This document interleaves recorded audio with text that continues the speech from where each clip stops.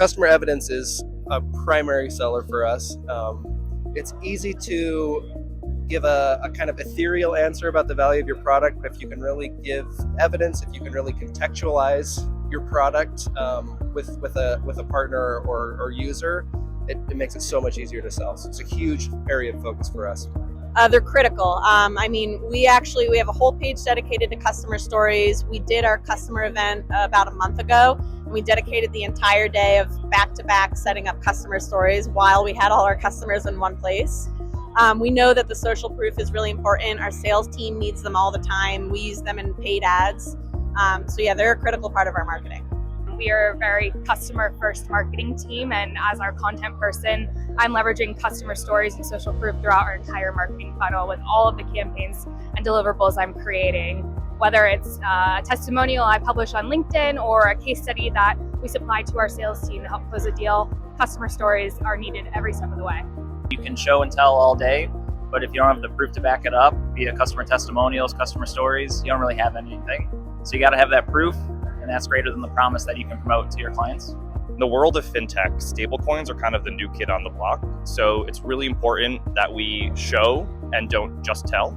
And so customer stories are paramount to kind of educating the market and our prospective buyers of what stablecoins are and what they can already do for their business, using proof points from our current customers. Our customers are our voice, the credibility that they bring, and the proof points and use cases that are relevant to other customers who are evaluating, Engageware are critical. In reality, in our case, it's a bit tricky because we are a company that fights fraud. So customers will not, a success case will say, okay, I reduced my fraud from 38% to 10%, and I save, $200 million US. Our customers will not be willing openly, let's say, to discuss this kind of details, right? So we need to find exactly, let's say, the right kind of messaging or the right use cases that can be published. We have a lot of customers, but I think it's just the logistics of getting them to do this. I think on their side, which I understand, there's not as much value as there is to us in comparison. So I think it's just getting them to agree to things. But we try and make it as enticing as possible. Rain's clients are fairly global in nature, and so they are all over the world. It's relatively hard for us to get in touch with all of them and kind of coordinate customer stories and do video testimonials and things. So it's simply just kind of logistics and getting everyone on the same page and capturing that feedback.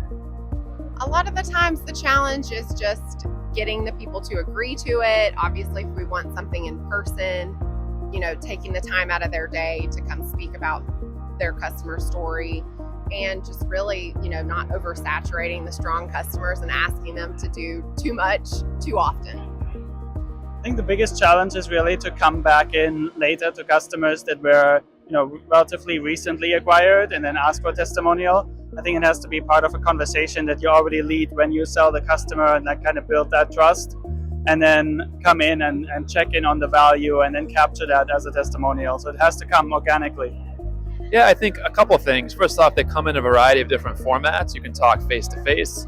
You can capture via phone calls, video, even in text. And how do you assimilate all those and synthesize them? It's not the easiest. I'd say that's part number one. And part number two, sometimes it can just be tough to get out there. You're very busy doing your day job, and you have different responsibilities that keep you inside your office. And you just have to make the time to get out there and speak directly to customers. We're operating in so many different sectors, and so it's really important to build unique use cases around that specific sector. The audiences are matching. There's a synergy there, and they're speaking the same language. Pre-plan, have a roadmap for what you want in the way you want it. What I've seen to work the best is having maybe even a storyline, even a loose outline, data points that you want to collect ready to go, so that when we present it, we're not asking them to start from scratch. We say, here's the story we'd like to tell about our partnership and the proof we've shown with you, and please look it over. Please add in the data points that you have that you could provide. Please edit anything, add to, subtract. That seems to work the best, and we have it all pre-planned for them, so it make it as easy as possible. Viewing the customer, the use case participant as a partner understanding their branding, their initiatives, and presenting the use case or the case study in a way that really showcases your success together. Being very collaborative about what stories are they wanting to tell and what stories that you want to tell. How do you pair those together and tell a complete story together? I think that the important thing is, make sure you're doing right by them every day. If you have a really good relationship and you're delivering great outcomes for your customers, they're so much more likely to, want to speak on your behalf or, go on the record for the work that you do for them. I think it's demonstrating value to them, like what's in it for them in terms of participating in a case study or a video interview or a speaking engagement on our behalf. It's really just making sure you're giving them upfront value and almost incentivizing why they should be helping you out, because you're there to help them out first and foremost.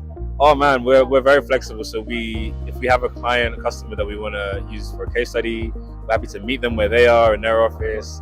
We take the lead on the script. We just try and make sure that they have to have as minimal input as possible. I don't know if the word is a challenge, because we work super near to our clients, hand to hand, to tell these stories to the market. So we always communicate our partnerships and the goals we have with these clients. Yeah, so pretty much through the CRM, like we're giving the sales team the talk track and the sales enablement, which is coming back from our product marketing team and product teams.